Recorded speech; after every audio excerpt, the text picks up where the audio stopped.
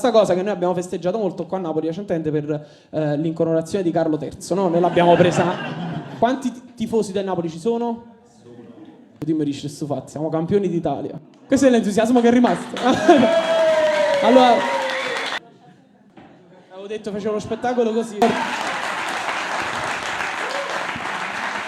Bellissimo, grandi festeggiamenti. Sono stati anche altri eventi sportivi, per esempio il Napoli Basket si è salvato, è rimasto in Serie A, quindi applauso anche al Napoli Basket, che diciamo a livello di tempismo mi dispiace, poverini, cioè hanno fatto un'impresa clamorosa, però nello stesso periodo in cui il Napoli ha fatto un'impresa più grande, Napoli Calcio. È tipo come quando sei a Natale con i parenti, no, a cena, e c'è stato tuo cugino a tavola che fa: sai zio, io ho avuto una promozione, adesso sono il direttore dell'area marketing, e stai tu a fianco e fai: sai zio, io so fare così.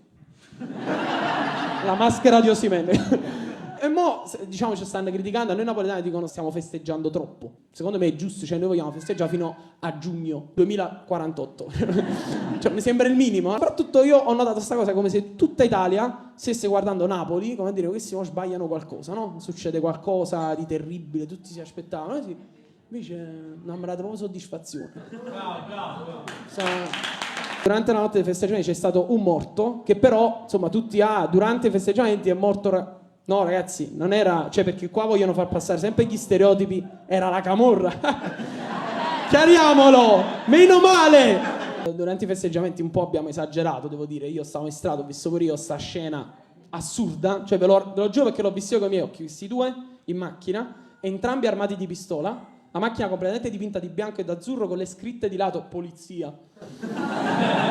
Queste cose neanche in Gomorra si vedono, ma letteralmente perché non vogliono che si veda. Mi sono rimesso la camicia perché parlerò di una cosa che non c'è assolutamente nulla col calcio Napoli.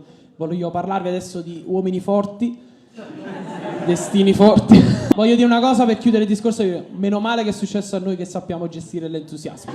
Ma veramente,